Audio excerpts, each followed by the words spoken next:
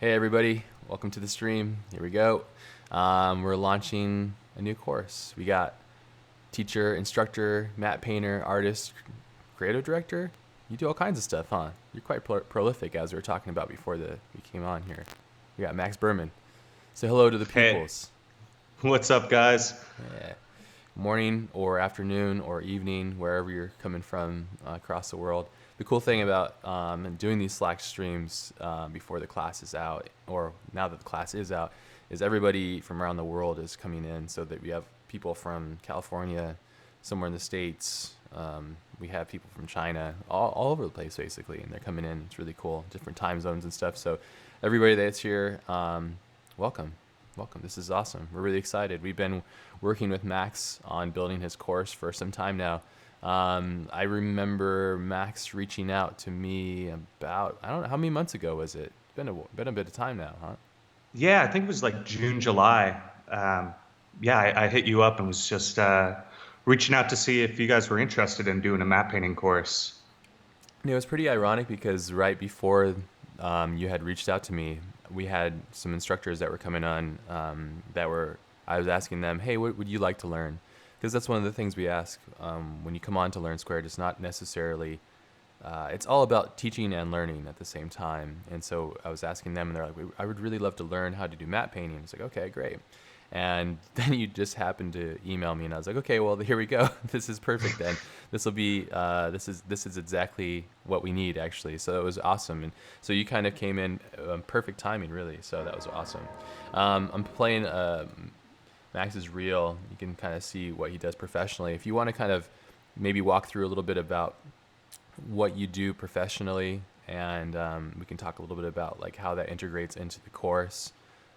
Because again, with like Learn Squared, our goal is to make education accessible that comes from working professionals, so everything's very applicable.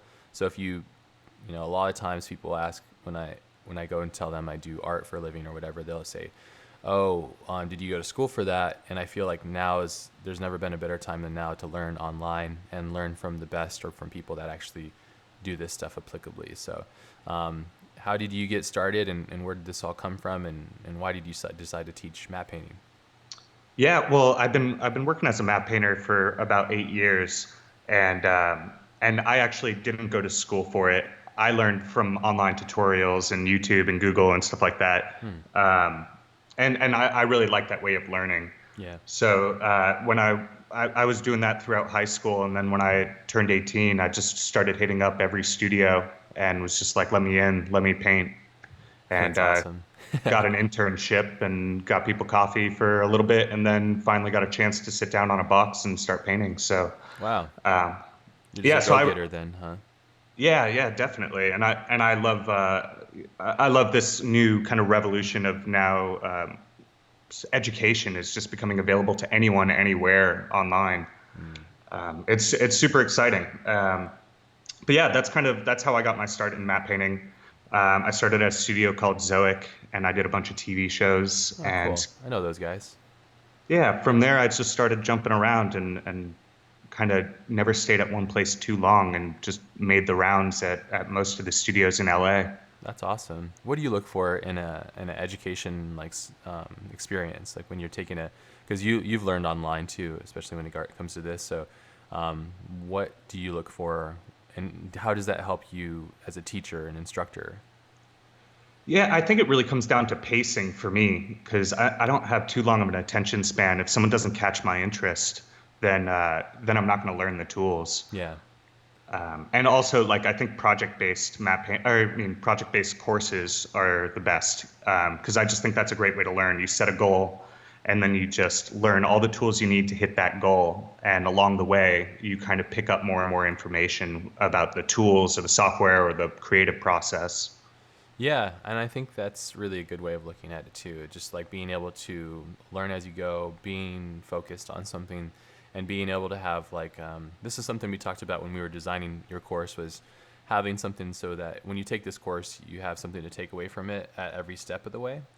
And since you opted to do 4 lessons instead of 8, which I think is probably a lot better, and that's what a lot of our classes, my next class is going to be like that as well.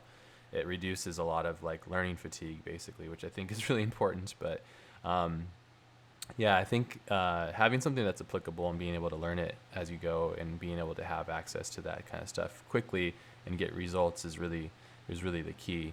Is that something that you look for when you go out and build your work and stuff? Is that something that when you're learning from somebody, what are some of the traits that you look for, and those things help you along the way as you're going?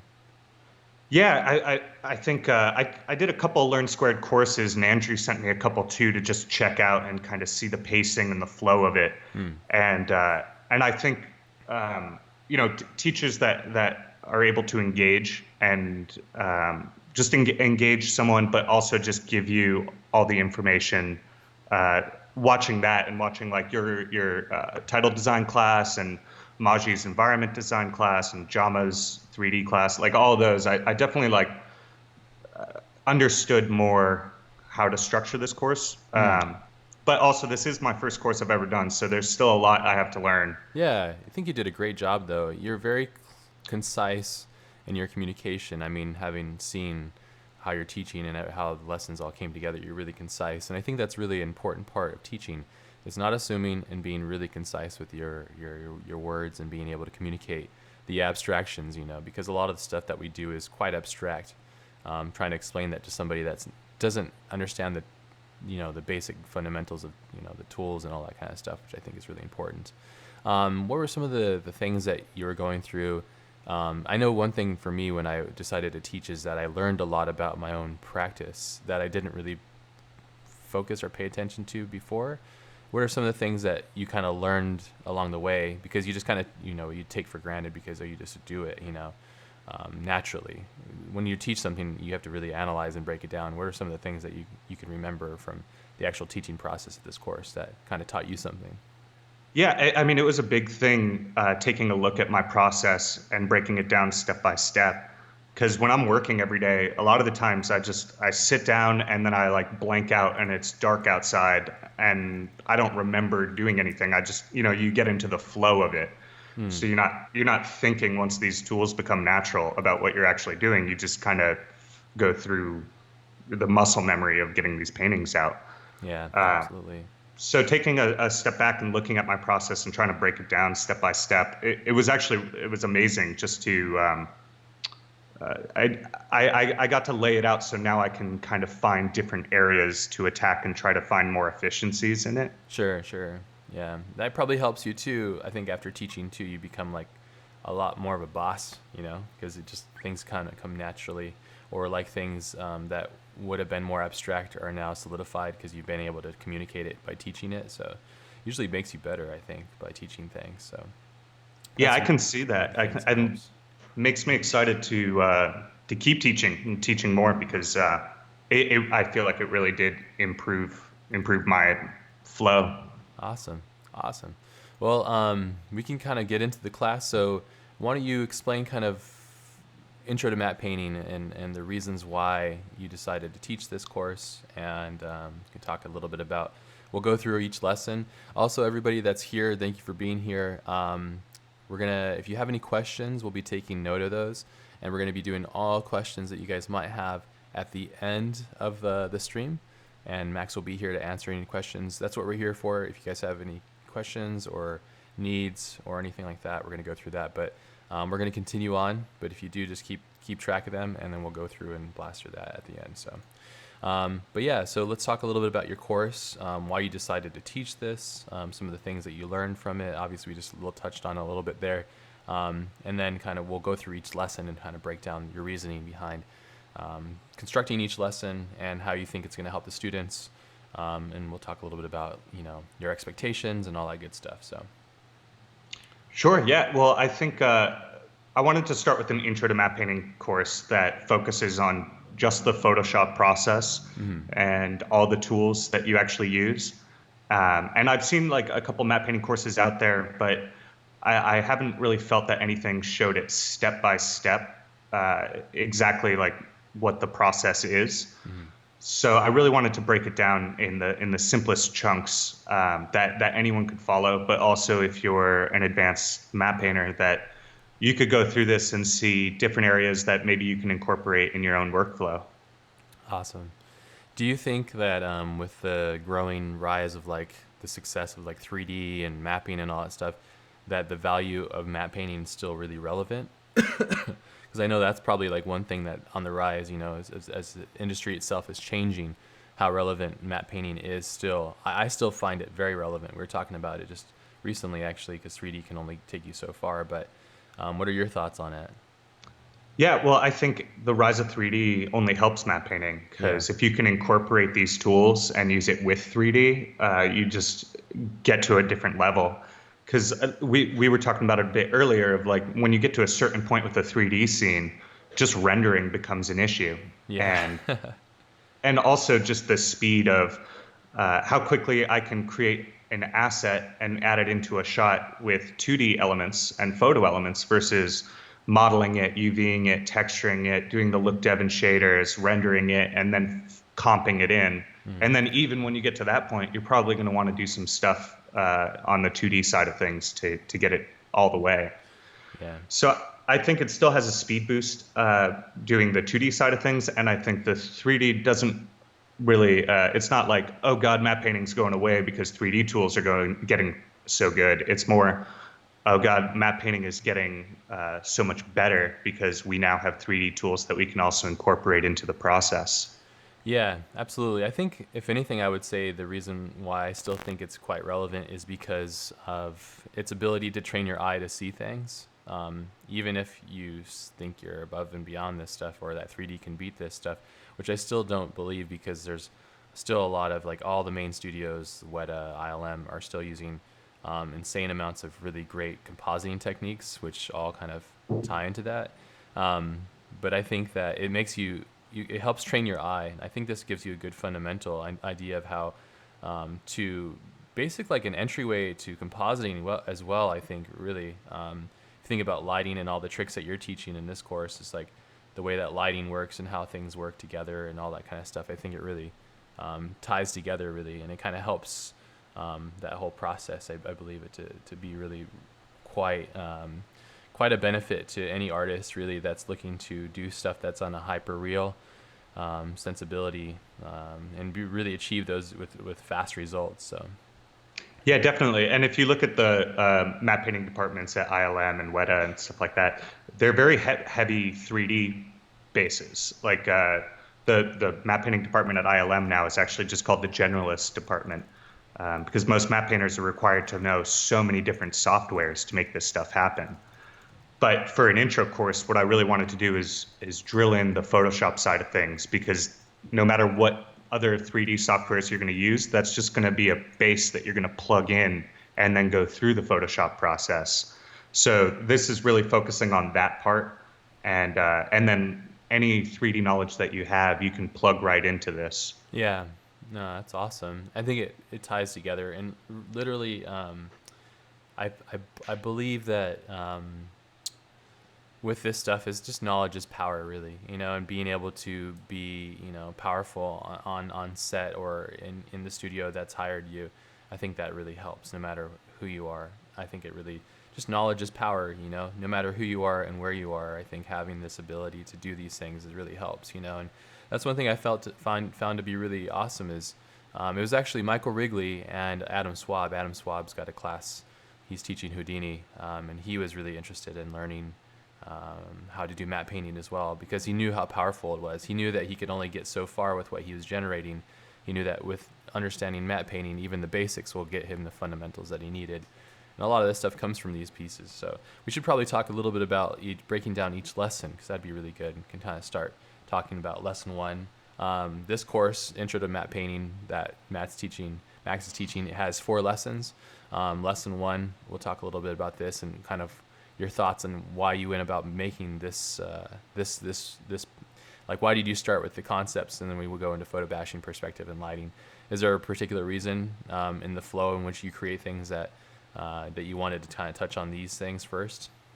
Sure. Well, I start off the course with like an actual history of matte painting, which I think is super important to understand, especially if you're new to matte painting, or even if you are an experienced matte painter, but maybe you haven't looked up or read about like the actual beginnings of matte painting and how it started. Hmm. But I think a lot of the times, a lot of people get caught up in creating just super hyper detailed paintings without thinking about what the purpose of the painting is. So I wanted to start with where it started, why it started, go through a bunch of matte paintings throughout history and matte painters throughout history and how they contributed to films, and talk about the purpose of matte painting and how we tell a story in matte painting. Yeah. Uh, And then from there, that kind of leads into designing your composition, because you're designing a composition around that story. And then from there into sketching and quickly getting out different ideas for story beats and compositions that you can use as a solid base before you start going down the long process of creating a photoreal matte painting. Awesome. Doing this kind of process, is this something that you partake in before you start? I mean, you already know a history of it because you're obviously really interested in this and you're quite obsessed with these things, and this is kind of what you are interested in. Is this the process in which you work? Do you look at inspiration and muse? Do you watch old films before you start? Do you have time for that? And then do you go right into building compositions? And how important are these stages and to do them in this order? Yeah, I mean, I think this is the ideal order to do it in. This is just, my preference, but I would suggest that for anyone to really take the time to figure out your story and your actual ideas before you spend all this time doing a painting. And that's what I try to do. And I do try to immerse myself in when I'm doing a longer project. If I'm on a project for a couple months, I'll really take in all of the references and the history and watch all the movies or shows or whatever that kind of relates to it. Yeah. Just to understand what's been done, what the motifs are, what are the things that other people are using to convey ideas, and then from there, just do really rough, crappy sketches like this, just to get the ideas out. Hmm. And one of the things I talk about here, and what I really recommend to a lot of people is, um, don't just do one sketch and just go for it, because your first sketch is not going to be the one. Like, you have to get a couple out first. Yeah. That's why you don't spend that much time on them. Just do some crappy sketches and play with some compositions. And your second or third one, fourth one, each one will start to get more and more dynamic as you're pushing yourself to find new ways to show that the beats and the story and the subjects. Yeah, and this is something that when you're working at a studio, you're able to kind of convey or share with a director or somebody. Is this a process that you use for that as well, or just something that you do iteratively inside like your own like process basically? Yeah, no, this is just my own process. The crappy composition sketches is just for me. Okay. No one else gets to see those. Yeah, because I also, if you show someone like a crappy sketch, they might have a bad interpretation of it, and that might get you in trouble. It's good. It's good to know that then. Yeah. Yeah, what I try to do, and what this last part of this lesson is I try to create a concept that actually uses photo elements that I've pulled, Gotcha. so that if they sign off on it, I know I have the elements to execute that matte painting. Okay. Gotcha. Yeah, we'll talk a little bit about the usage of photos and all that kind of good stuff too, because I know you cover that as well, and I'm sure that's a question that people will be having as well. So, and right now in this process, in this part of lesson one, you're doing what? So I'm laying in photo reference to see what I have and what could work.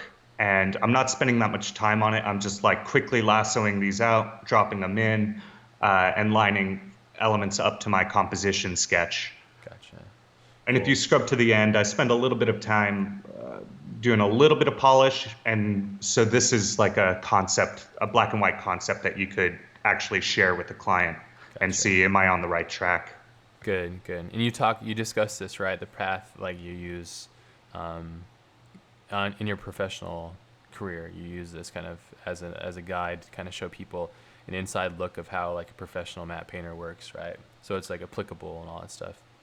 Yeah, definitely. I mean, this is how I work with almost every part of this course. This is the process I use every day working for studios. Awesome. Cool. I mean, that really helps too. And you're talking about lighting and all that kind of stuff, which is really quite important. I mean, everything is based on lighting and everything as well. So this is really good.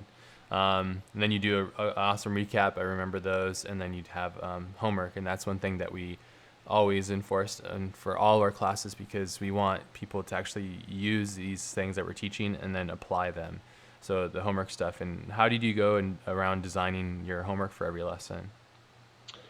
Yeah, well, I tried to split up the whole course into two parts, which first two lessons are about organic landscapes, and the second two are about hard surface or like cities. Mm-hmm. So the homeworks kind of revolve around those two to give you two different things to play with, and they're pretty much on opposite ends of the spectrum, but by going after both of those goals, I think it gives you a range to then, after this course, be able to play with everything in between. Awesome. Yeah, it gives you kind of, if you're interested in learning how to do either or, you would have a good foundation and get a decent understanding of how things work. So that's awesome. Cool. Okay, so that's lesson one. So the lesson one's pretty packed, but it's totally digestible, I think, which is really great. It's like something that you could take if you have a very busy life. I think that you could still go through this and have significant results and stuff. And we'll talk about people with busy lives when we talk about your apprentices later on. Max and Adam, but let's jump into lesson 2, which is photo bashing. So walk us through kind of your thought process on why you went about making a lesson on using photos and the process of photo bashing. I'm using air quotes and you can't see it, but what's your thoughts and process on this, and why are you thinking about teaching that and the relevancy and stuff of it? Yeah, when you talk about map painting in Photoshop, this is really what you're talking about. It's how to incorporate photographs and put them together and make them look like a single image. Yeah. So this is the actual step-by-step process of doing map paintings, from masking to color correction, and all the little tools, relighting. So yeah, I mean, I couldn't have done a map painting course without showing the tools that I use to actually use photographs in the process. Yeah. Yeah, because when you talk about the history of it, those guys, the old school guys, would have to paint everything, but they were using photographs as a reference. And now we have an abundance of so many bits of information out there that we can use it. So it's cool. It's really interesting, the difference in how everything works together. You talk a little bit about color and lighting as well. This is really interesting stuff too. It's a lot of fun getting into understanding how you perceive light and color and how you incorporate those fundamentals and how you're using the main inspiration to infer the lighting and all that kind of stuff. Walk us through a little bit about what this part of lesson 2 is the color and lighting and color grading and stuff. Yeah, well, I'm a big fan of just using reference as much as possible. I mean, when you're working in production and you're creating things, there are no rules. Yeah. But I think that one of the downfalls that happens with a lot of paintings is they're using other paintings as their lighting reference when they're trying to create something that looks like a photograph. Yeah, awesome. So one of the big things that I try to suggest is just finding a great photograph and then using that, because that's real lighting. That's real world lighting. That's not someone's interpretation of it. Yep. No, it's awesome. And that really helps. I think train your eye. Again, I think it comes down to, even if you're wanting to be like a CGI generalist or just do stuff in 3D only, but your idea is to mimic things in reality, I'd suggest taking a course like this no matter what, because it'll help you train your eye by understanding nature. The more you can study nature, the better you'll get, I think, if you're trying to mimic it itself. And so breaking these things down fundamentally, I think, is really quite important. And I think it's really important to have this in this kind of lesson, I think, just to kind of show and incorporate and share with people kind of how you use your eye and then how you use light and everything to kind of infer everything, which is really good. Applicable knowledge, again, is really important, so awesome. And then you talk a little bit about like your finishing touches, atmospheric lighting, and then obviously your recap and your homework and stuff. If you want to walk us through a little bit of your finishing touches, this is kind of some of the tools that you've learned and things that you learned along the way to kind of help you build everything together. Are these things that you've learned through various tutorials or just from trial and error of things that work fast for you? Yeah, I mean, I think a lot of the things that I use was either picking it up from watching other people at studios, like, hey, what are you using there? Or or just playing around and going, oh, I wonder if I could use this tool in this way. Yeah. So I don't know if there's a lot of tutorials that show this stuff, but I wanted to show kind of that last 10%, which uh, I think most courses get to the 80% mark just because of how much time it takes to do the last 10%, and it's kind of hard to condense that stuff. Yeah. But but I thought it was really important, especially with matte painting, because that's the whole point, is to take it all the way.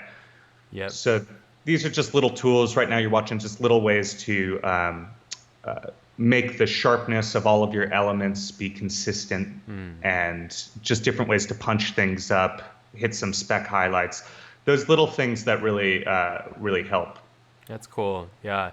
It's all those little things, right? I think, wouldn't you agree, is like you can get work, like you just said, like you can get work to like 90%, but it's that like top 10% to get to the highest level is usually, it just takes a lot more effort. It takes this exponential amount of effort towards the end to get there. But I watched some of these too, and a lot of this stuff is stuff that I've been using Photoshop.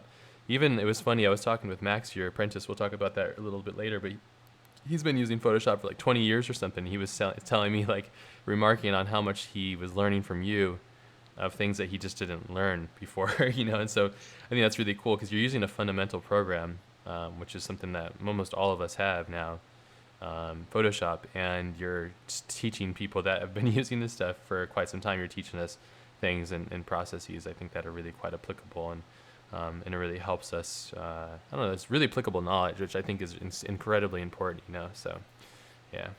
Oh, awesome. Thanks. Yeah, Photoshop is such a great software, but there's so many different like levels and layers of it. Like there's still things that I'm learning in Photoshop constantly. Yeah. And I love it when I find a new tool because it's like, yes, this is, one more thing to add to the arsenal. Yeah, absolutely. I mean, it's all tools, and learning these tools to kind of add into your pieces and stuff and help. And I think this class is really great for everybody of all skill levels. We'll probably get into that too. Let's get into lesson 3, but while I'm doing that, when you want to talk a bit about like skill level and all that kind of stuff, and I'm sure that'll be a question that people have, is like, what skill level in art do you have to have in order to achieve significant results or get similar results as you? Do you have to be, can you be a novice, or can you get in here as a seasoned pro? Where are you thinking when you brought this class to the platform? What kind of is the perfect student that you're thinking of? Yeah, well, when I first came up with the idea of the course and the layout, I thought this is something that, I don't want to teach introduction to Photoshop, because I feel like a lot of people would kind of be deterred. A lot of people have been using Photoshop for a long time. Yeah. I really wanted to show the map painting process and not teach the actual software. But as I went on through the course and started explaining everything I'm doing and showing the hotkeys and every tool, I realized that I think you could kind of go into this with very little knowledge of Photoshop and still be able to pull things off. Ideally, you've been using Photoshop for a couple years and you understand the basic tools, and this is just going to give you the more advanced tools and the actual process of how to use those tools. Awesome. That's good. I mean, it's all tools and fundamentals and stuff. And I think if you break down any complex thing, it really goes down to a simple core and simple explanation for something that's quite complex, which is good. So awesome. Okay, so it's basically a class that's designed for everybody, which is really good, which is universal, which is what we love here as well. So that means that everybody is able to take it at all skill levels, really. So yeah, I've spent a lot of time trying to make it universal, and I'm hoping that comes through. But it really is. It's everything in my process. So I think if you're a beginner, you'll learn the whole process step by step, and if you're advanced, hopefully you'll learn some new tools. Awesome. In lesson 3, you're getting into perspective, which is something that is really, really important for doing matte painting. Incredibly important for matte painting, but especially when you're doing like man-made objects, So what are your thoughts and process on this, and how important is perspective to you as a matte painter? Yeah, I think perspective is one of the most important things for being a matte painter, and just being an artist in general. It's really important to understand how to use perspective, regardless of what you're doing. It's very much a fundamental that I'm always surprised when when I meet people who have been working as a painter or an illustrator for a long time, but don't really understand perspective, which happens a lot more often than I can admit. But I think that's because there's not a lot of great, simple resources that show perspective in a way that you're going to apply it every day. Yeah, yeah. Like, It's like a thing. It's like almost like it's like a how to see. That's how I always looked at it. Like perspective is a way of seeing. And the moment you see it, it's almost like an optical illusion. It's always been there, but once you are exposed to how it works and all that stuff, I think it really helps and kind of get a really good grasp on it.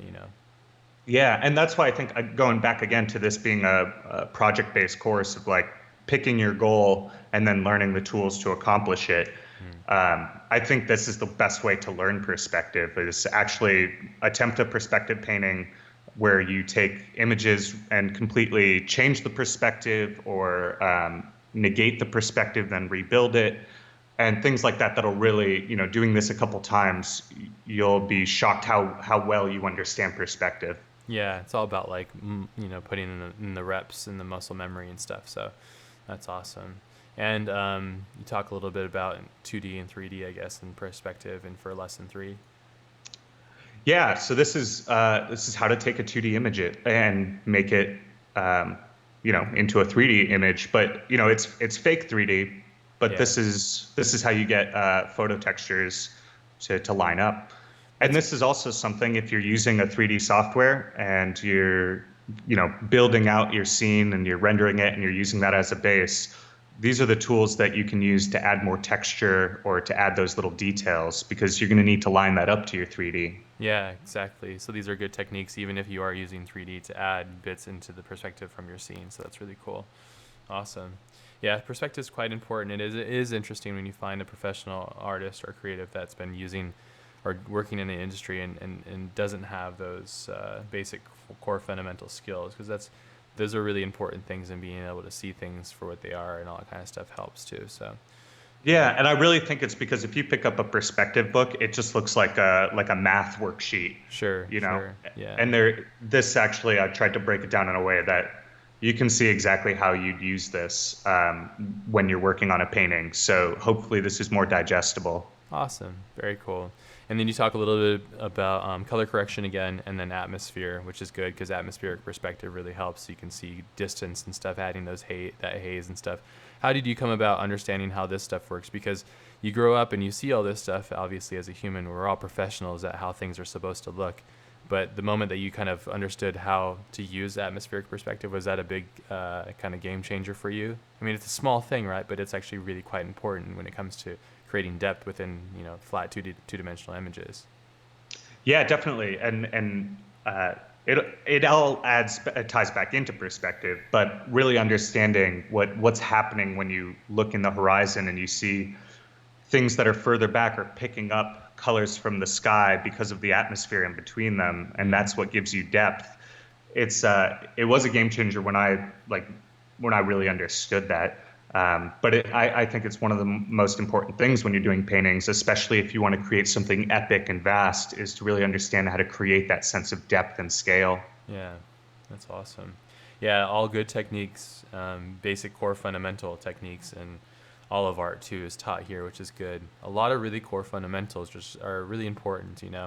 Even if you think you know all these fundamentals, if your art or your work, if you're not working in like that high level professional level that you want, this stuff is really important, and it helps you differentiate yourself from the rest. I think this stuff, and it's all knowledge too, which is great, and being able to have a resource like this is really, really important. So awesome. So you're putting all this together. So that's lesson 3, and then we get into lesson 4, which is lighting. So what do you do in lesson 4? So one of the things when you're a matte painter that you're going to be asked to do a lot working for studios is doing day for nights. Which is taking like a daytime image and turning it into a nighttime image, or doing nighttime paintings in general. Usually if you're doing a nighttime painting, you don't want to use nighttime elements because there's not a lot of information in those photos. So it's usually better to start with either an overcast image or a daytime image where you have all that information, and then color correct that into nighttime. Gotcha. And you want an overcast image because it doesn't have light information, right? Shadows and stuff. Yeah, lighting direction. But Yeah, even lighting if you do direction. have lighting direction, it's about how do you play that off as either being directional, like an uplight, or moonlit. And so that's why for lighting, I really wanted to go after the day for night because it shows kind of how to transform the lighting, how to take out, a harsh light direction out of something, out of an element, how to relight an element, and then on top of that, how to add like city lights and small detail lights, which is a really important thing when you're trying to create scale. Gotcha. How often do you find it that when you're at a studio that you're having to do day for night stuff and all that kind of stuff? Well, anytime I'm doing a nighttime painting at all, I'm using this process. Okay. But when I was starting out, and especially for junior map painters who enter in studios, this is just going to be one of the common reoccurring things. So I thought it was pretty important for an intro to map painting course to show how to tackle these. Awesome. Very cool. Yeah, all this applicable knowledge is really important. It's cool you're able to augment and change and adjust the lights too. So very cool. Yeah, how to use Luma mats to invert them and light up a building just to get quick city lights in there. There's like a couple different uh, tricks of how to light up these buildings. Yeah, very cool. Yeah, and just giving it a light edge or a bounce light and all that kind of stuff. Very cool. Yeah. Awesome. Cool. These are the main fundamentals in theirs too. So then painting in the light and obviously atmospheric light, interactive light. So you're really getting into studying the multiple different dimensions of light and how it works, which is really good. And that concludes, I guess, lesson 4. Is there anything else you wanted to talk about the significance of lesson 4?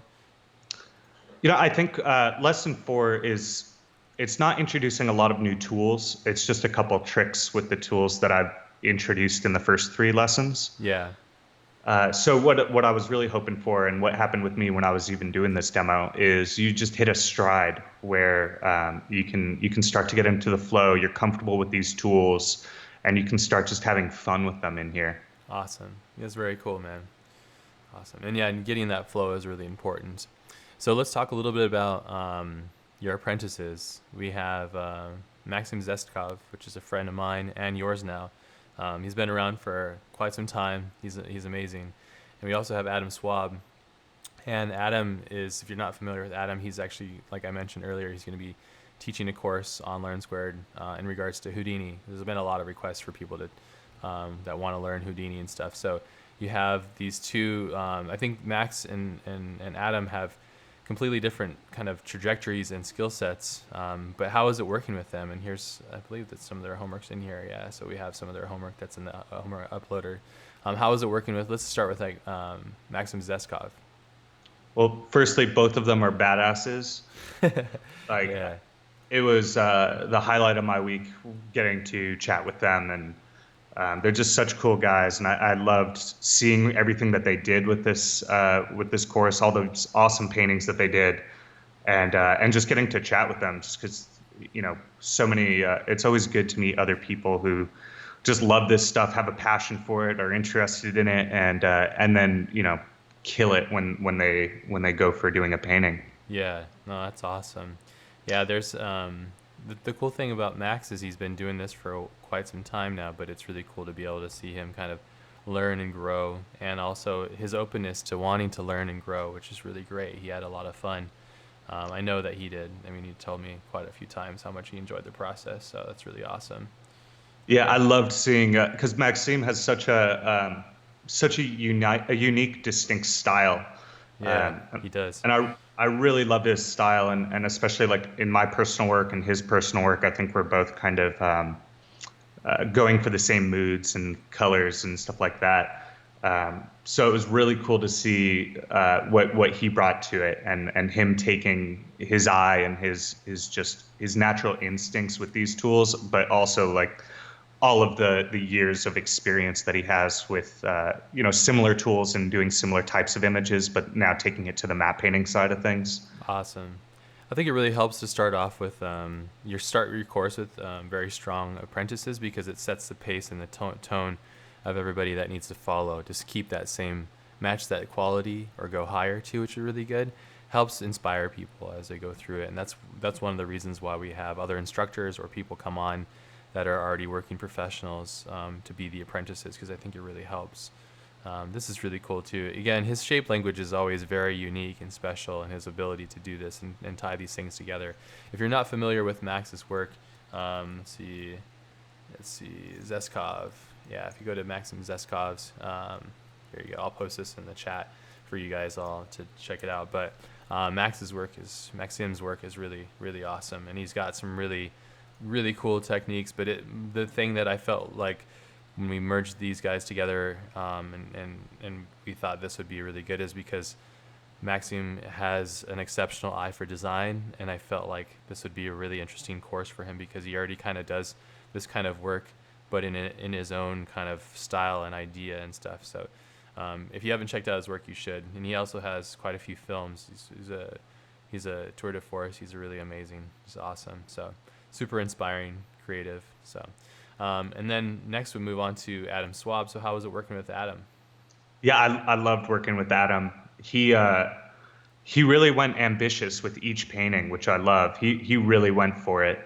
And it was really cool. There was a very different conversation happening with both of these guys, because I think Maxime was a lot more on the design side of things and curious about the design parts of matte painting. Mm-hmm. And Adam was as well, but also Adam, like technically, he really wants to understand what Photoshop is doing behind the scenes. Yeah. Which was great. Yeah. Yeah, it pushed me to like go and look some things up where I was like, oh crap, I have no clue like what's happening in the background of these processes, which was awesome because I got to learn a lot more because of his questions. That's great. Again, that's one of the things about teaching is you learn so much. If your mind is open, you learn so much about just everything that is around you and how to process that and utilize that. I think it's really important. It just makes you better, really, at the end of the day. So, is this Adam's stuff? It is, yeah. Awesome. Okay, cool. Yeah. This is really interesting, and how he's putting this all together. Yeah, awesome. And then the day for night. That's cool. Yeah. He did some really beautiful stuff with this course. This is his first matte painting I think he's ever done, I believe. Yeah. How nuts is that? Yeah.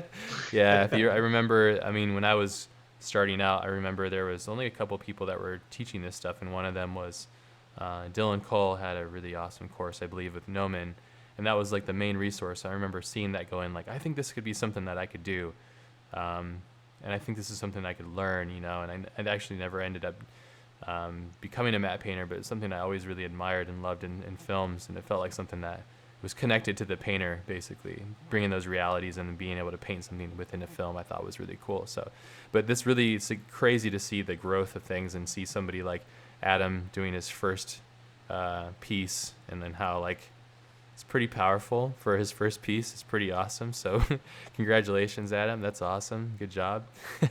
I'm terrified to see what Adam does now with his Houdini knowledge and some matte painting knowledge. Like, it's going to be insane. I can't wait to just see all the work that he comes out with. Yeah, no, he's I've known Adam for quite some time. We worked together professionally a couple years, so it's really cool, and also to have him along for this has been really awesome. So, but yeah, for everybody that's out there watching this and getting curious about learning, this is Adam's first matte painting. Maxime has been doing this stuff for quite some time now.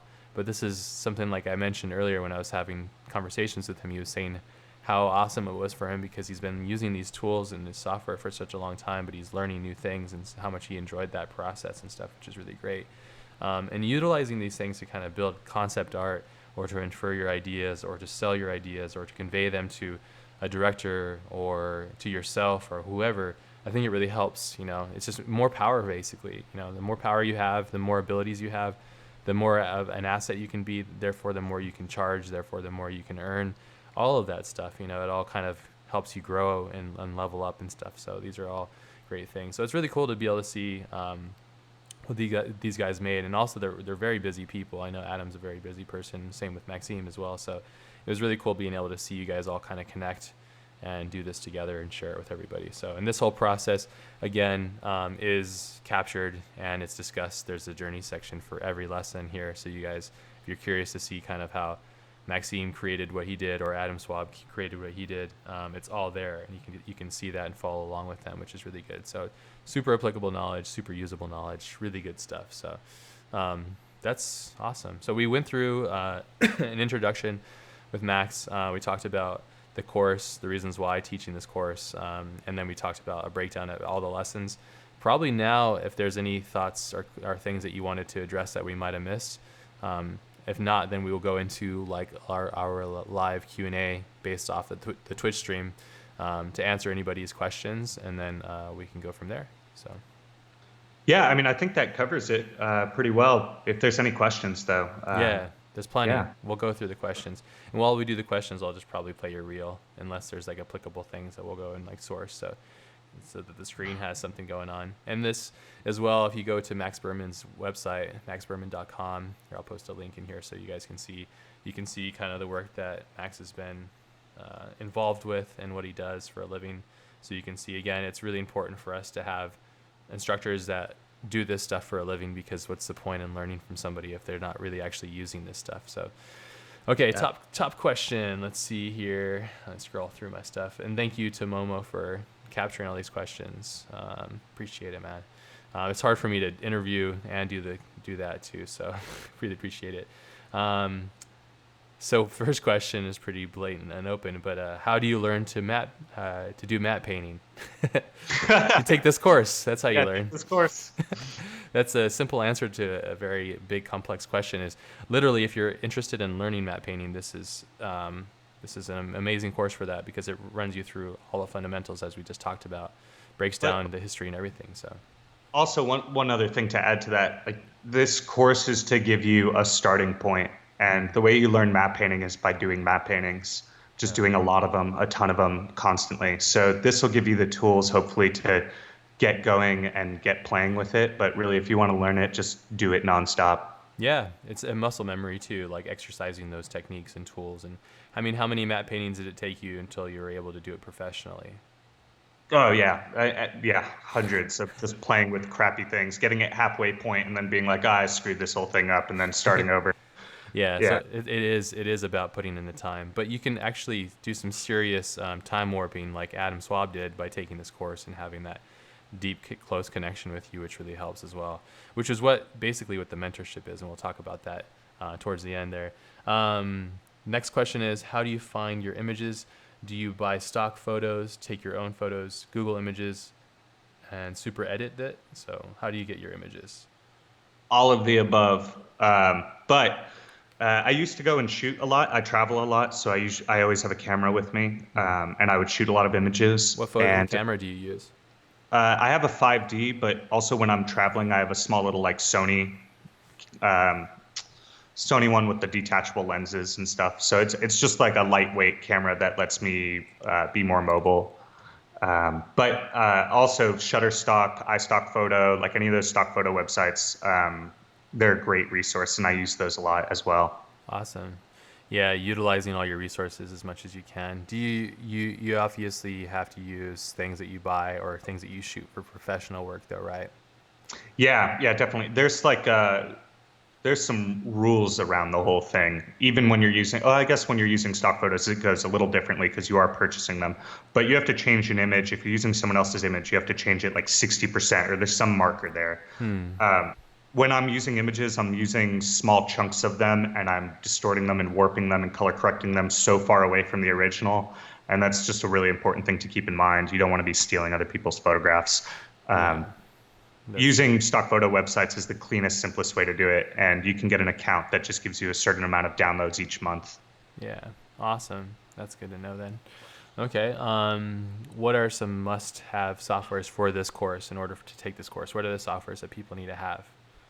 Photoshop, and that's it. There you go. Yeah, this course is strictly a Photoshop course, and I know there's going to be some interest for 3D. For an intro course, I really wanted to get the Photoshop tools out there. Awesome. And this is just one of other courses that you're planning on teaching anyway. So, but this is a good way to get people started and get them ready to go and stuff too. So, but that's awesome. It's a very entry level thing. So if you can afford Adobe Photoshop, which is it's really affordable now. It wasn't when I first started. It was really quite No, expensive. it's like $10 a month now or something. Yeah, which is awesome. It's very anybody can really afford it. So there you go, and you could use that tool, take this class, and be able to achieve amazing results with it. How important are drawing skills when it comes to matte painting? Is another question that's coming in. I think drawing skills are important in any form of art. But in this course, you can, if you see just even the thumbnail for lesson one, I'm doing really crappy sketches. I'm not spending any time refining a drawing or trying to make a pretty drawing and relying pretty heavily on photo elements. So I wouldn't say you need to be a master drawer. I would just encourage you to, keep those skills up on the side. Yeah, I mean, it doesn't hurt, right? But I think to have success in this class, it's not necessary. You can still get good Yeah. results with it. Okay, awesome. What are the prerequisites for this course? Just know Photoshop? Question mark. Yeah, some experience with Photoshop. You don't need to be a super user or anything. Just understand a little bit about Photoshop and have used it a couple times, and I feel like you'll be able to follow along. Yeah, awesome. Another question that came in, we kind of touched on this a little earlier, but I think that would be good to address again is, can you talk about your apprentices' skill level at the start of the course and their growth throughout? So you probably start with Maxime and then you go into talking about Adam Swab. Yeah, Maxime. I mean, he knows this stuff really well. He's done a ton of this type of work. But even with his knowledge and his background, I saw a ton of growth from him throughout the course. And I think really the biggest growth for him was taking his design skills, but learning how to use atmosphere, texture, and lighting. Uh, and also, I think he got some his color correction skills really went up throughout the whole course. And by the end, he was able to create some pretty seamless images. Awesome. And then Adam, I mean, he's an incredible artist. He has a great eye, and he really pushed himself with every homework assignment. Like, he went for it every single time. And I mean, he'd never done a matte painting before this. And by the end, it was like, damn, if that was my first ever matte painting, I'd be proud as hell. Yeah, he's got an exceptional eye. He's been working in the industry for quite some time, so he has a pretty good heads up on this stuff. I think too, having that ability to really understand this stuff and really have an eye for detail and all that kind of stuff, I think really helps. So that's great. So there was a significant growth from the both of them, I think, which is really awesome to talk about and show. So. And then let's see. The next question is, let's see. What is your technique for matte paintings which involve organic movement objects, for example, like forests, which usually have movements with leaves and branches? So how do you go through that process of building and creating things like that? Yeah, I mean, that gets a little more advanced. If you're gonna I'll just kind of talk through a couple of the things, but that's not covered in this course because it is something later on down the road. If you're going to have something in the foreground that's moving trees, that's something you probably want to handle in CG and actually animate. If it's in the background and it's just kind of rustling trees, then that's something that you can handle in Nuke with some distortions. But all of that kind of is a more advanced process that involves more CG and Nuke projections, which hopefully I'll be able to teach in the future. Awesome. Cool. So we're going to talk a bit about that more in the future. This is mostly for getting that baseline matte painting set up and also the fundamentals so that you can get your mind wrapped around it and stuff. So, okay. Question, will there be any introductions of using it inside of 3D software? Okay, we just talked about this. And using projections, mapping, and all that stuff available. So yeah, that's going to probably... that's good that people are asking about this because this is good to know, feedback and stuff too. So, but Yeah. there will be. So I'll let you talk about that though. Yeah, I mean, we had talked about that when we were first coming up with the course and how we were going to lay things out. And it's, that's a very crucial part of map painting right now, the projection side, the nuke side, the 3D side. But all of that, I think, that's all the technical stuff that if you don't understand the Photoshop, the finishing, the lighting, the perspective, all of those aspects, then projecting it and using 3D isn't really going to help you. And it's actually going to be a lot harder to try to project something if you don't understand perspective and your 2D painting is off. So this intro course is really about learning the Photoshop side of things, and then hopefully later on we can get into a more advanced course about 3D and nuke projections. Awesome. But I'd say understanding the fundamentals always helps, and like you said, you've encountered professionals that don't know perspective and things like that, which are precursors to actually doing these things, and being able to understand them is really important. So let's see another question. Is there somebody's asking about getting further into it? We're also talking about nuke. Is there alternative programs to nuke that you've encountered that work well for films and matte painting techniques and stuff? Yeah, I mean, throughout the years working in VFX, I've had to use a lot of different programs for projections, like Maya and C4D and different things like that. But honestly, Nuke is built for this stuff. It's you're not really going to find a better software than that to handle matte painting projections. Yeah, awesome. What camera settings do you prioritize when taking your own photos for matte paintings? Is there a photo resolution requirement for doing matte paintings? For example, like 1080p video, 4K video. When you're taking photos, do you take it at every angle possible, or do you take the photos at the most commonly used perspectives? What is your thought process when taking photos? Cool. Yeah. Well, good question. Lots of good questions. Yeah, that's a great question. I try to, if I'm going to take a photo that I'm going to use, it has to be at least 4K, or I won't be able to use it. Mm-hmm. You paint double res, right? Yeah, I paint double res, which is another thing I talk about in this course. But when I'm taking photos, also usually I'm trying to go as orthographic as possible. So if I can get straight on angles, almost like looking at objects as textures. So that's really how I approach it. And then when it comes to camera settings, it really depends. If I'm just running around, traveling with a little handy cam, then I'm just trying to get whatever photos I can with an auto exposure. If I'm going somewhere specifically to photograph something, then I'll take multiple exposures and try to get like panoramas or multiple angles at multiple exposures. Awesome. That's really cool. Cool. That's a great question too. Yeah, that's good. Okay, last question I can find here. If anybody else has any more questions, please drop it in the chat text box, and Momo's helping gather them as best he can. Let's see. The last question is, how did you end up working with Blur Studios, and how was your experience working with them? I love the guys at Blur. They're really cool. It was a funny story how I ended up working with them. I was at a Gnomon event, and they were doing the making of Girl with the Dragon Tattoo, the title sequence. Yeah, it's a great one. Yeah. And when it ended, everyone rushed the stage to talk to the artists, and I saw Tim Miller in the back, the owner of Blur, and I just bolted to him and was just like, what do I need to do to be doing some matte paintings with you guys? I love your work, and I just want to work with you. Yeah. And he was like, give me your website. And I did. And the next day he sent me an email. He was like, we got a project. And awesome.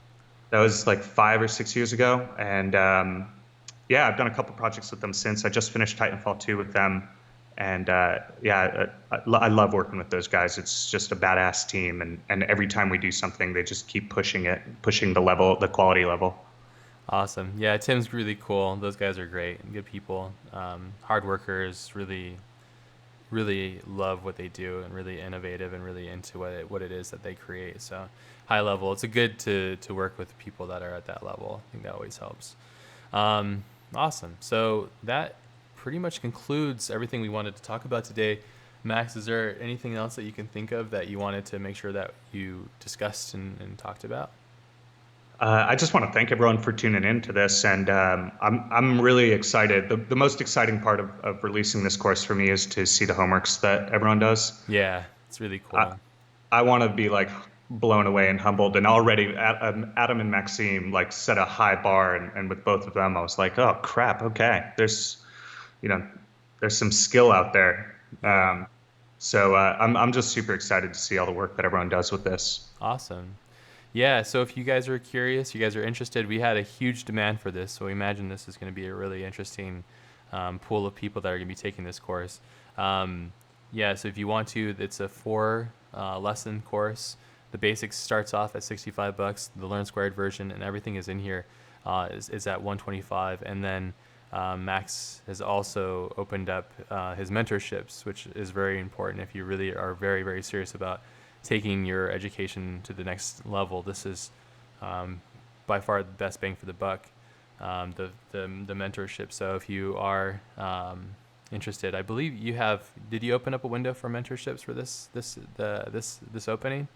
Yeah, I believe it starts a month from today. So Awesome. in the end of the last week of January. Yep. And I'm really excited for that. Like, I'm excited to be able to chat with people one on one and do paint overs and critiques because I love doing those things. And yeah, anyone who signs up for this, I mean, you got me in your corner. Awesome. There you go. Yeah, guys. So there you go. There's the class. Here's Maxx. We're super excited, very proud, very, very, very blessed to have Maxx along with us and joining the Learn Squared family. Thank you guys, everybody here, for your amazing questions and for being attentive. Yeah, hopefully you guys enjoyed this class. Hopefully it gets you closer to your dream job or whatever it is in life that you're trying to succeed for and towards. And yeah, I'm personally wishing you guys the best. I want to thank Maxx again for coming on and also for him coming on and sharing his techniques and all that stuff. It takes a high level person to share what they do and they're sharing all their tricks and secrets and stuff. I think it's really awesome. So please be sure to send Maxx some love if you can. And then yeah, enjoy the course. That's all I have to say. I think Maxx, you got anything? I mean, thank you, Ash, and it's awesome to be a part of Learn Squared. And thanks everyone who's going to take this course. And yeah, I'm just stoked. Awesome. Killer. Well, thank you guys so much. You guys have an amazing day, and we'll catch you all on the flip side. Until next time, stay happy, stay healthy. Love you guys, and thank you guys, and we'll see you guys next time. Peace.